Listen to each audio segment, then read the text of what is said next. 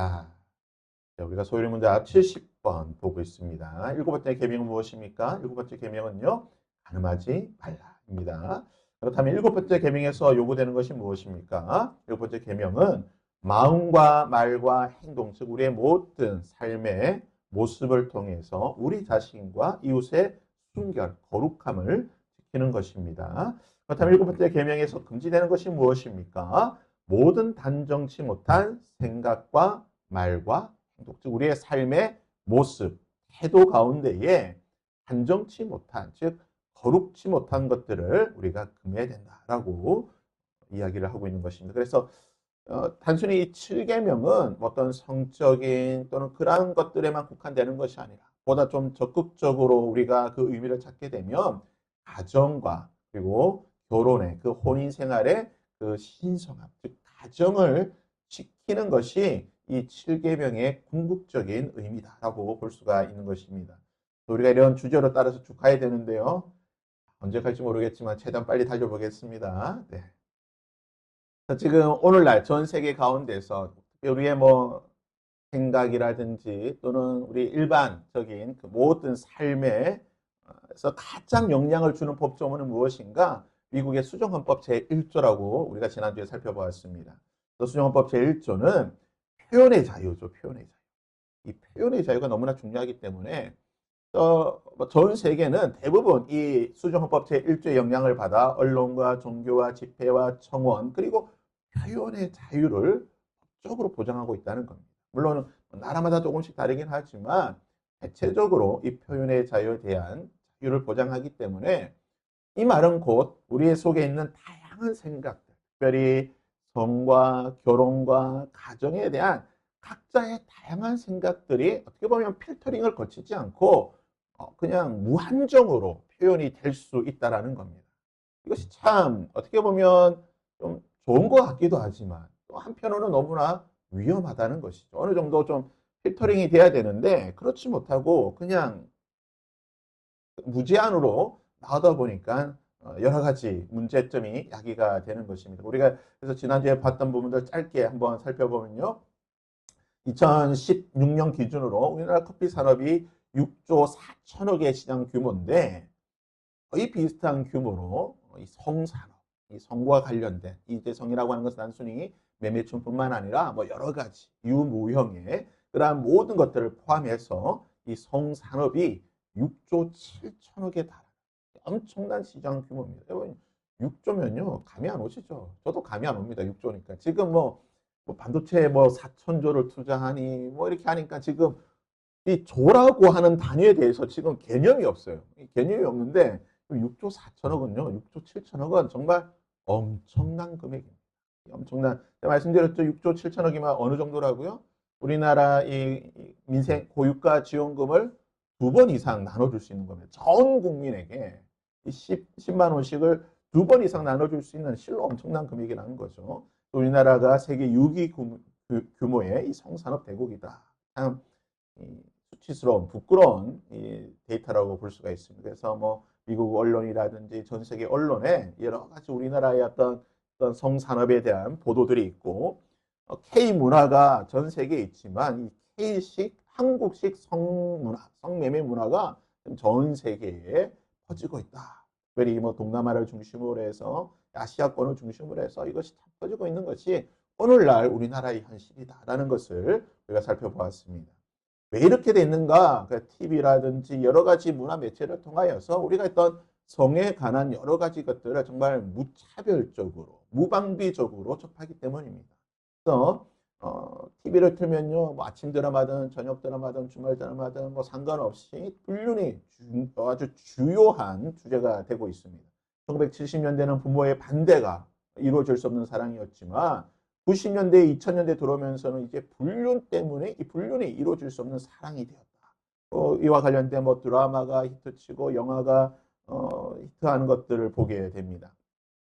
각종 상담 예능도 이런 어떤 성적인 그런 것들이 아주 주요한 주제가 되겠죠. 그래서 뭐 고딩언파, 뭐 고등학생들이 사고 쳐가지고 결혼 뭐 애 낳고 하는 이런 뭐 주제라든지 뭐 결혼과 이혼에 관한 이야기라든지 이런 여러 가지 것들이 정말 채널만 돌리면 나오지 않습니까? 지금 뭐 24시간 끊임없이 어느 채널을 뭐 돌리면은 어느 채널이든 중에 하나는 반드시 이런 것들에 관한 내용들이 나온다는 것이죠.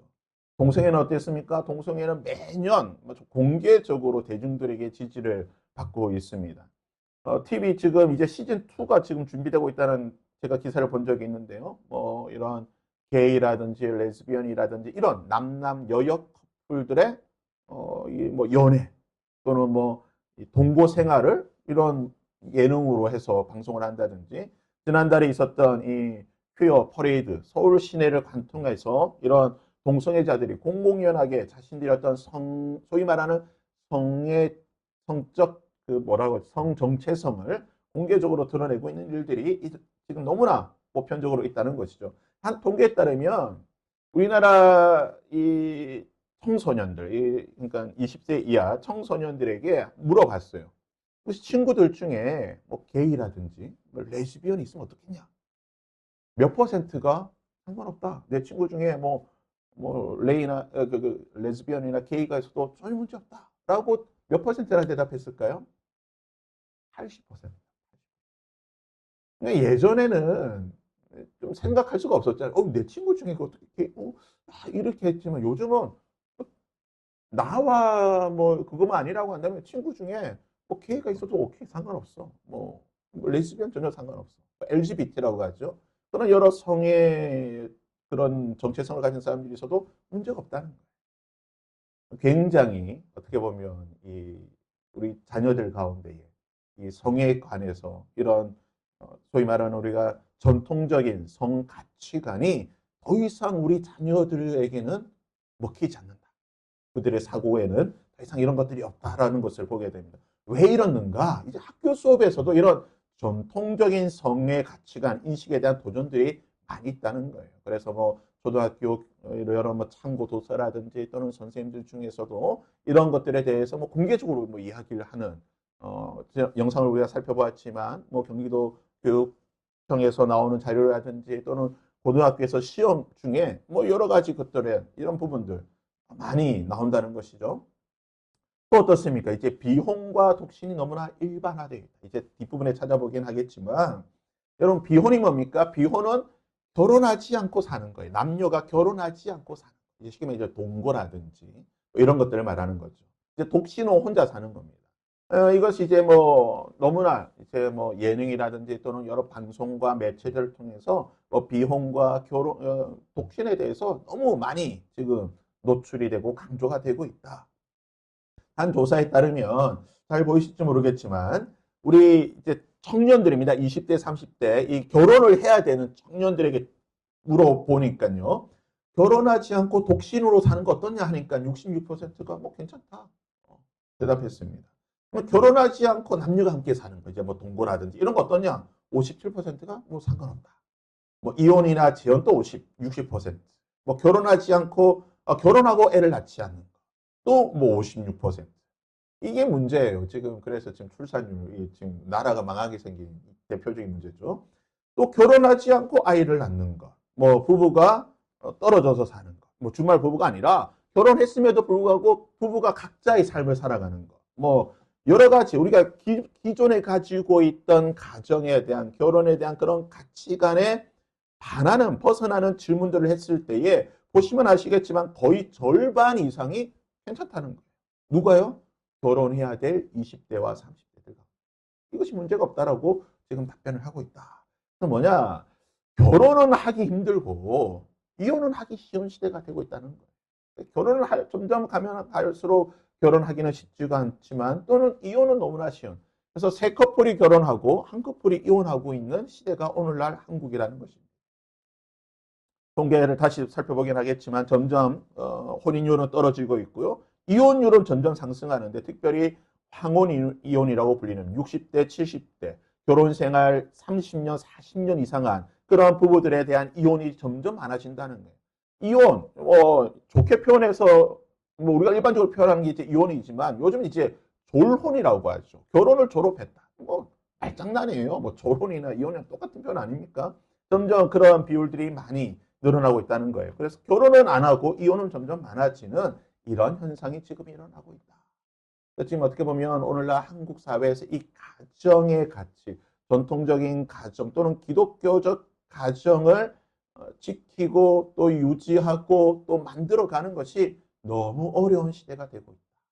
뭐 아까 지금 통계를 아까 봤지만 여러분 이 통계 속에는 누가 포함되어 있습니까? 교회 청년들이 포함되어 있습니다. 이 통계 속에 이 통계 나온 사람들이 전부 세상 사람들이라고 단정해서는 안 됩니다. 여러분 우리가 착각하면 안 돼요. 이 통계 속에는 크리스찬 청년들도 있다. 크리스찬 청년들도 여기에 답변하고 있는 사람들이 분명히 있다는 것입니다. 또 한편으로는 여러분 정말 이제 이게 참 좀 심각한 문제인데요. 온라인 성산업이 가장 빠르게 성장하고 있다. 우리나라뿐만 아니라 전 세계적으로 온라인 성산업이 가장 빠르게 성장하고 있습니다. 세계 10대 기업입니다. 세계 글로벌 주요 테크, 소위 말하는 IT 기업이에요. 이번 쭉 보시면 대부분 다 아시겠죠? 아마존 아시죠? 테슬라 아시죠? 마이크로소프트 뭐 잘 아실 겁니다. 오픈 AI 요즘 너무나 유명하죠. 알파벳 구글 있죠. 메타 뭐 인스타그램, 페이스북, 애플 우리 아이폰, 커서 요거는 이제 신생 기업인데 그 코딩을 하는 업체입니다. 코딩. 엔비디아 정말 핫하죠. 요즘 AI 치고.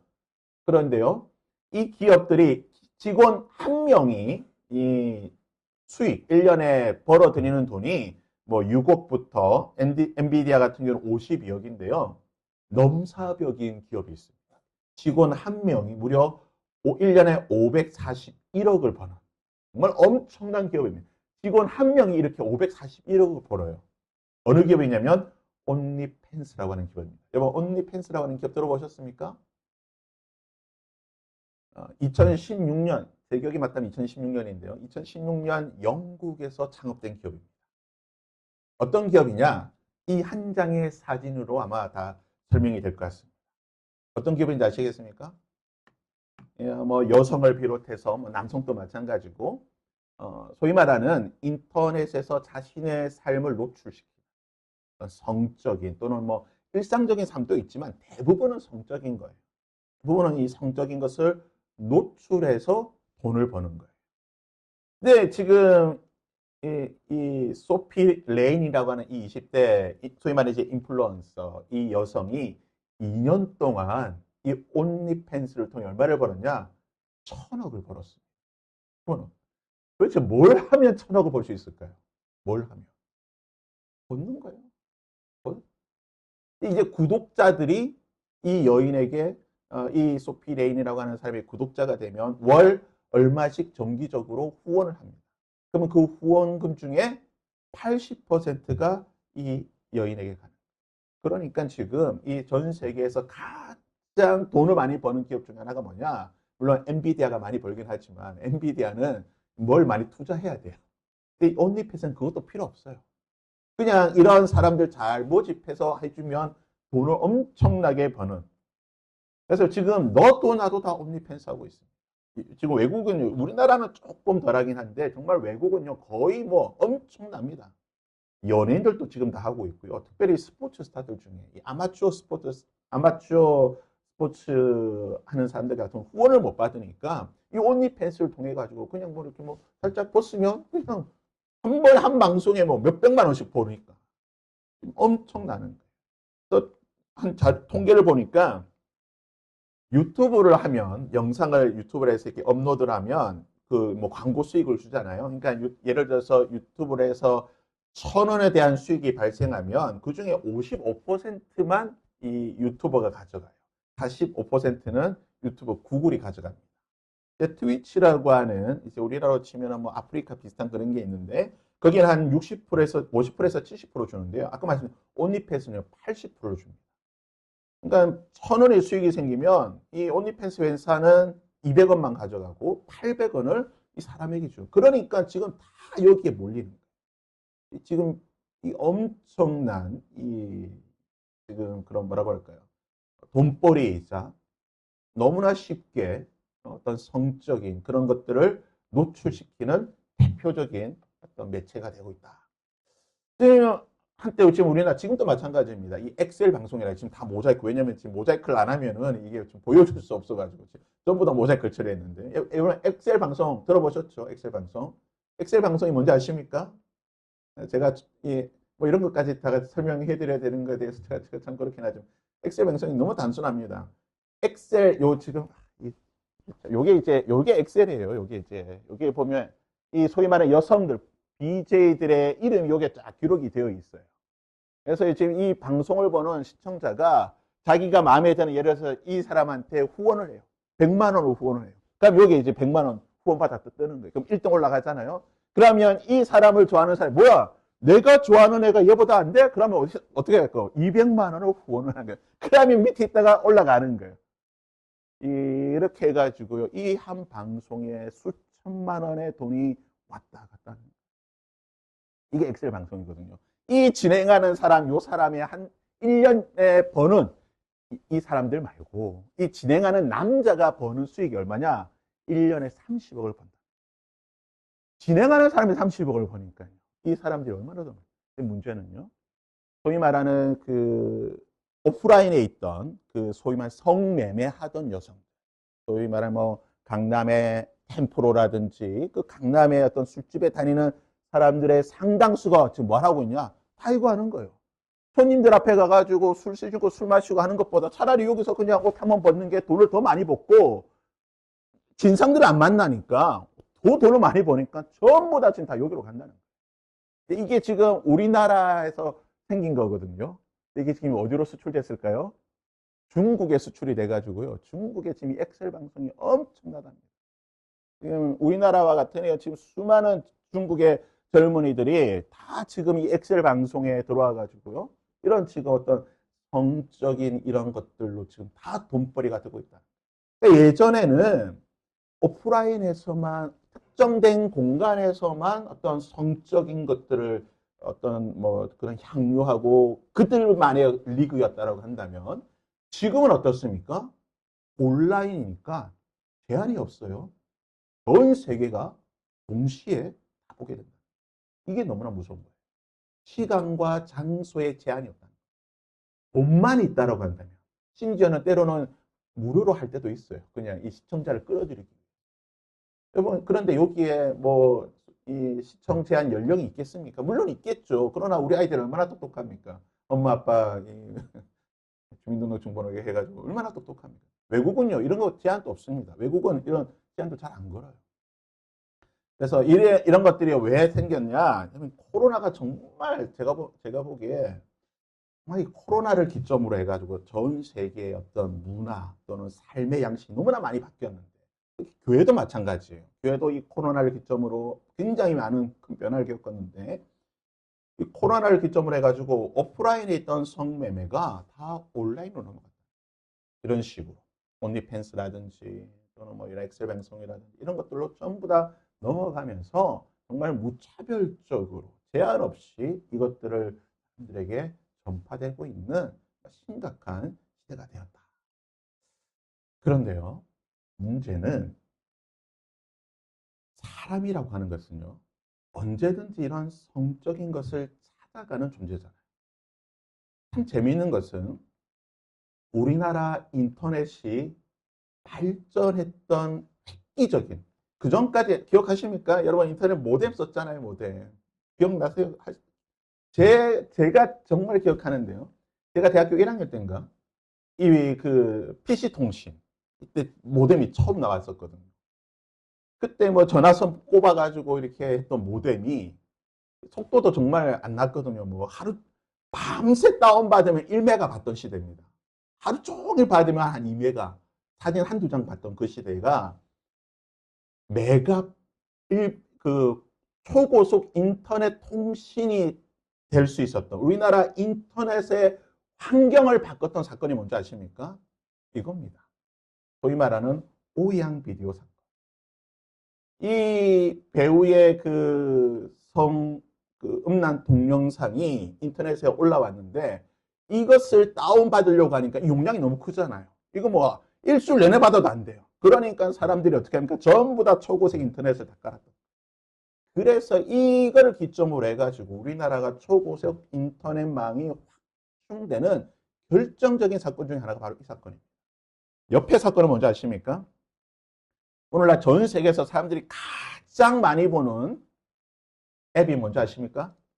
우리 애들은 다 인스타그램 많이 보겠지만 전체를 통틀어서 전 세계에서 가장 우리나라 포함해서 전 세계에서 가장 많이 보는 앱이 뭔지 아십니까? 유튜브입니다. 유튜브. 유튜브가 이렇게 전 세계 사람들이 다 즐기는 그런 뭐라고 할까요? 그런 매체, 그런 앱이 될 수 있었던 결정적인 사건이 이겁니다. 이게 뭐냐? 제가 정확한 연도는 기억이 안 나는데 2000년 초반인데요. 미국의 그 슈퍼볼이라고 있습니다. 2월에 하는 그 미식 축구 결승전, 그 슈퍼볼이라고 하는데 슈퍼볼에서 전반 끝나고 후반 들어가기 중간 그 하프 타임에 공연을 합니다. 이 가수도 그 당시에 제일 인기 있는 가수가 나와서 공연을 하는데 이 광고 이게 얼마나 유명하냐면 이때 하프 타임의 광고가요 1초에 몇 억씩 합니다. 15초짜리 광고가 수십억입니다. 정말 엄청난 건데요. 이때 누가 나오냐면 저스틴 팀버레이크죠, 남자가. 뭐 잘 모르시겠지만 예, 저스틴 팀버레이크고요. 여자가 누구냐면 마이클 잭슨의 누나, 자넷 잭슨입니다. 누나 맞죠? 자넷 잭슨. 둘이서 나와서 공연을 하다가 저스틴 팀버레이크가 이 자넷 잭슨의 이 상의, 지금 보이시죠? 이 상의를 뜯었어요. 이게 서로 원래는 어떻게 되어 있었냐면 뜯었을 때에 그냥 속옷만 노출되는 걸로 이 합의가 돼 있었는데 일설에는 자넷 잭슨이 의도적으로 그랬다는 말도 있는데 뜯었는데 속옷까지 같이 뜯겨버린 거예요. 그러니까 미국의 모든 사람들이 실시간으로 다 보고 있는 이 슈퍼볼 공연에 실시간으로 이 자넷 잭슨의 가슴이 노출이 된 거예요. 그러니까 방송 사고죠, 소위 말해서. 방송 사고가 터져가지고 순간적으로 껐어요. 그런데 사람들이 나 제대로 못 봤어. 나 보고 싶어. 이런 사람들이 있는 거예요. 그런데 볼 방법이 없어요. 왜냐하면 이거 방송사고니까 미국에서 더 이상 방송국에서 안 틀어줬거든요. 그러니까 사람들이 어떻게 합니까? 이때 이제 유튜브가 막 출시가 됐는데 한 사람이 자기가 녹화하고 있던 것을 컴퓨터 파일로 만들어가지고 유튜브에다가 올린 거예요. 그게 기점이 돼가지고 유튜브가 미국에서 엄청나게 유행합니다. 이 사건 하나로 인해서 미국에서 그리고 전 세계에서 유튜브라고 하는 이 앱, 이 어떤 홈페이지 이런 어플이 가장 유명한 어플이 되었습니다. 이 두 사건을 통해서 이 사람이라고 하는 존재가 이 성적인 것에 관해서 얼마나 집착하고 이것이 오늘날 IT 기업과 이 결합이 되었을 때에 어떤 파급력을 가지는지를 가장 잘 보여주는 사건이 이 두 사건입니다. 실제로 인터넷 관련해서 또는 컴퓨터 관련해서 항상 나올 때 그런 발전에 대해서 나올 때 항상 언급되는 사건들입니다. 제가 이것을 왜 말씀드리냐? 여러분 앞으로 시대가 어떤 시대입니까?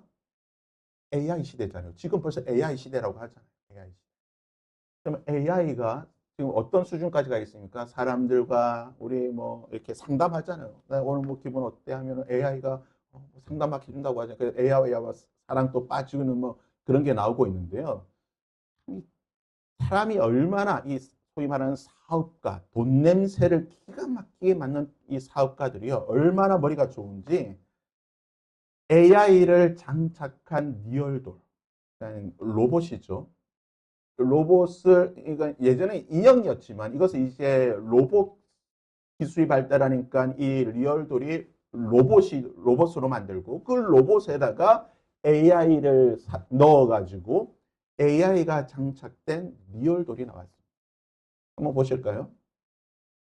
얼마 전 뉴스입니다. 30cm 후드너티에 금태 안경을 낀 남자와 168cm 볼터치가 사랑스러운 금발 여자. 마치 아이돌 화보 같은데요. 실제 사람처럼 생겼지만 사람이 아닙니다. 중국의 휴머노이드 로봇 기업 유비테크가 공개한 로봇 U1인데요. 오늘 공개됐습니다. 춤도 추죠? U1의 춤도 정체는 춥니다. 감성 반려 로봇. 감정적인 교감에 초점을 맞춘 감성형 휴머노이드입니다. 사전 주문 20일 만에 예약 5,000대를 넘었을 정도로 시장의 관심이 뜨거웠는데요. 오늘 공개된 가격을 보니까 우리 돈 2천만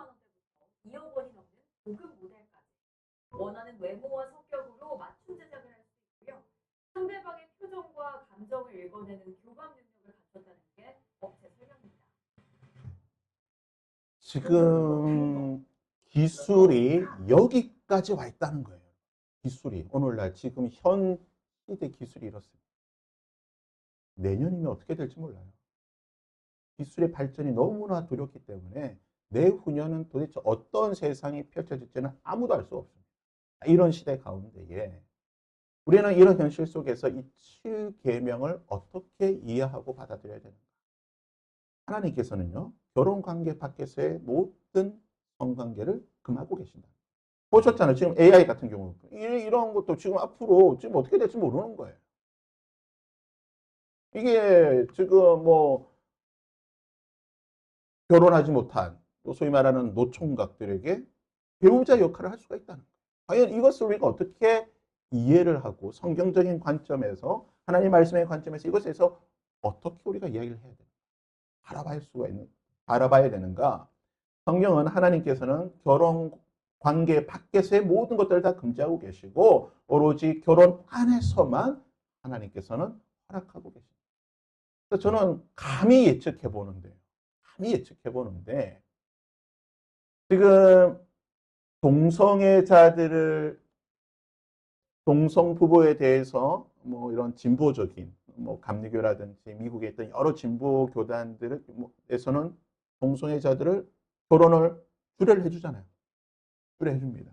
저는 감히 예측해 보지만 10년 내에 아마 이런 소위 말하는 AI 로봇과 사람이 결혼하겠다라고 하는 것들이 분명히 나옵니다. 분명해요. 이건 100% 제가 확신합니다. 왜요? 지금 나오는 모든 추세를 보면 분명히 나옵니다. 그럴 경우에 동성애 결혼을 주례했던 그런 목사들, 그런 교단들, 그런 신학이 과연 AI 이런 로봇과 결혼하겠다고 했을 때 이것을 하지 않을까? 분명히 또 다른 여러 가지 신학적 이론과 논리를 대며 허락을 해준다는 거예요. 이런 우리의 시대 가운데에 우리는 이 7계명에 대해서 어떻게 이해를 하고 바라봐야 되는가? 너무나 중요하다는 겁니다. 오늘날 세태와는 너무나 우리가 큰 괴리감을 느끼게 됩니다. 일반적으로 세상에서는 육체적인 순결만을 강조합니다. 그래서 원조교제라든지 강간이라든지 간통 또는 즉 사회 질서를 어지럽히기 때문에 법적으로 금지되어 있는 그러니까 법에서 몇몇 항에 대해서 안 된다라고 하는 것들 외에는 정말 모든 것이 허용되고 있는 대표적으로 이제 뭐 AI 같은 것도 아마 될 수 있겠죠. 이런 AI 로봇이라든지 얼마든지 된다는 것입니다.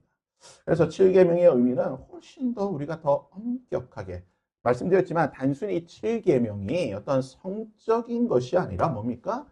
하나님께서 허락하신 이 가정의 제도, 남성과 여성의 결합이라고 하는 이 성경이 말하고 있는 이 가정의 제도를 지키는 가장 중요한 기준이 뭡니까? 이 7계명이라는 거예요. 그래서 이 7계명의 의미를 단순히 성적인 것에만 한정하면 그것은 너무나 우리 어떤 뭐라고 할까요? 뭐죠? 율법주의적으로 우리가 그 말씀을 해석하고 이해를 하는 겁니다. 이 말씀이 주는 가장 중요한 의미는 하나님이 주신 남자와 여자라고 하는 이 가정을 지키고 유지하는 것이 그 기준이 되는 것이 바로 7계명이다라고 하는 사실을 우리가 기억을 해야 되는 것입니다. 7계명은 간음죄 그 자체뿐만 아니라 그 원인과 기회와 효과와 그 모든 것까지 다 금지하는 것이고 많은 것이 허용된 시대에 우리는 과연 이 7계명을 그리스도인으로서 어떻게 이해하고 살아가야 되는가? 우리가 이제 이것들을 쭉 한번 살펴보도록 하겠습니다. 여기까지가 서론입니다. 여기까지가 서론인데 시간이 많이 지났지만 우리 이제 칼빈이 말하고 있는 기독교 강요에 대해서 짧게 한번 살펴보겠습니다. 칼빈은 이 7계명에 대해서 그러니까 전통적인 입장입니다. 전통적인 장로교 입장에서 이 7계명을 칼빈은 어떻게 이해를 하고 있는가? 이 계명의 목적은 하나님이 정숙과 순결을 사랑하십니다. 표현이 좋습니다. 하나님이 무엇을 사랑하시냐? 정숙하고 순결한 것을 사랑하십니다. 그러기에 우리는 모든 불결한 거룩치 못한 것을 멀리해야 된다는 거예요. 하나님께서 사랑하시지 않기 때문에 우리가 멀리해야 된다. 우리는 육의 추악이나 정욕의 난무에 더럽혀져서는 안 됩니다. 여기에 대응하는 적극적인 계명은 우리 생활의 모든 부분을 정결과 극기, 즉 이것을 뛰어넘는, 단순히 참고 뭐 이렇게 회피하는 것이 아니라 이것을 뛰어넘는 것으로 우리가 이해를 정리를 할 수가 있는데요. 음행은 모든 정욕의 독점이다라고 칼빈은 말하고 있습니다. 그래서 사람이 이런 상태, 즉 남자와 여자의 그 결혼이라고 하는, 남성과 여성의 결혼이라고 하는 이러한 모습으로 창조된 것은 고독 생활을 하지 않고 돕는 사람과 함께 즐겁게 살도록 하는 것입니다. 제가 계속 말씀드리는 거예요. 남자와 여자입니다. 성경은 이 두 개예요. 그러니까 성경에서 말하고 있는 가정은요, 남자와 여자예요. 남자와 여자가 아니면 가정이 아닙니다. 남자와 AI 가정이 아니에요. 제가 다시 말씀드리면 10년 내에 이런 가정 나온다니까요. 10년 내에.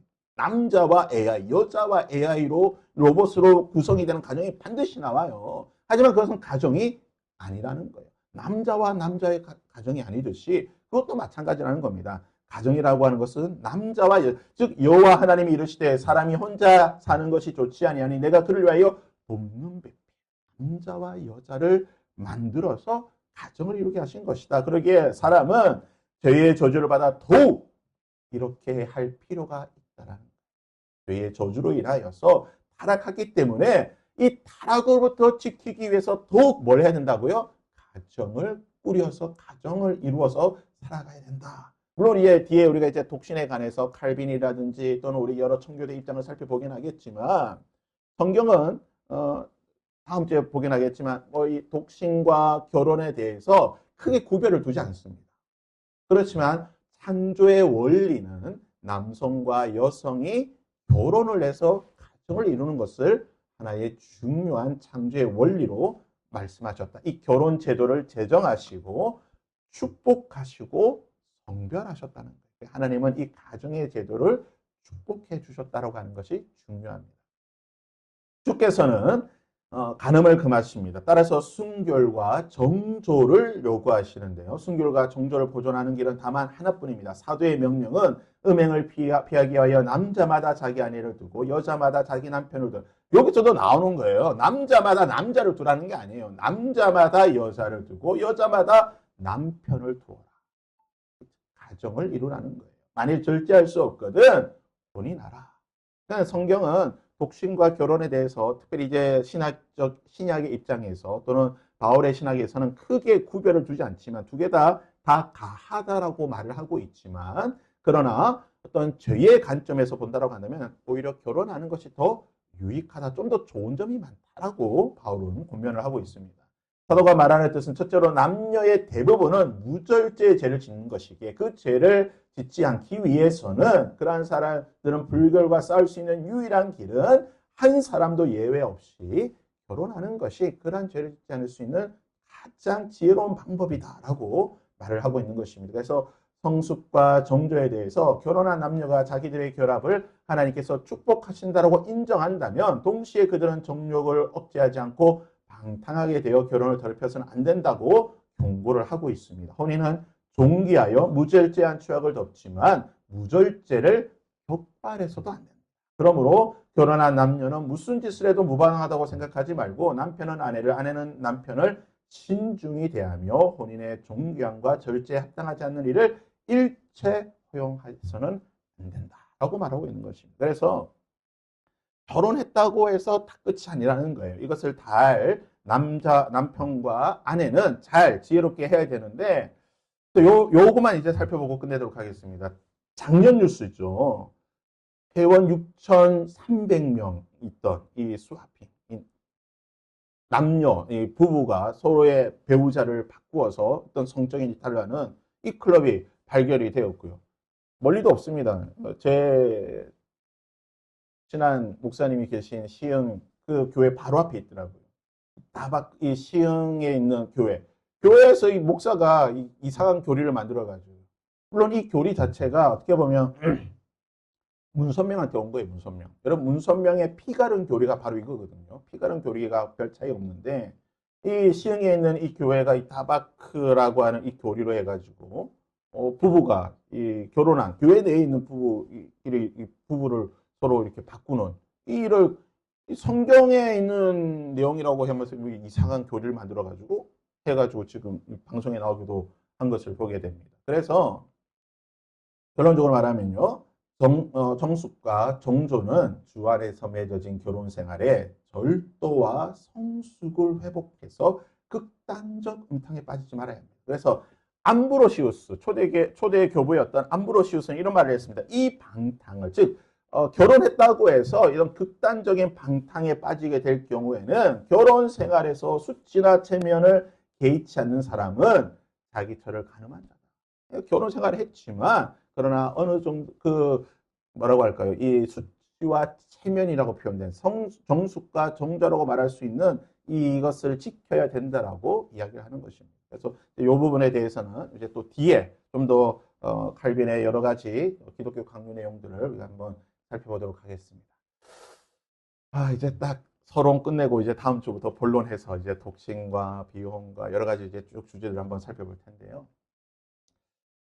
어떻게 보면 지금 우리가 지난번부터 접했던 6계명, 7계명, 8계명, 9계명, 10계명이요. 오늘날 우리의 삶 속에서 너무나 중요한 주제입니다. 너무나 중요한 주제인데 우리가 좀 쉽게 어떻게 보면 율법적인 관점에서 율법주의적인 관점에서 우리가 좀 이해를 할 수가 있는데요. 우리가 이런 공부를 통해서 이것이 율법주의가 아니라 어떻게 보면은 앞으로 우리의 삶뿐만 아니라 우리의 자녀의 삶까지 가장 영향을 줄 수 있는 부분이기 때문에 좀 바른 기준과 생각들을 정립할 수 있는 그런 시간들이 되었으면 좋겠습니다.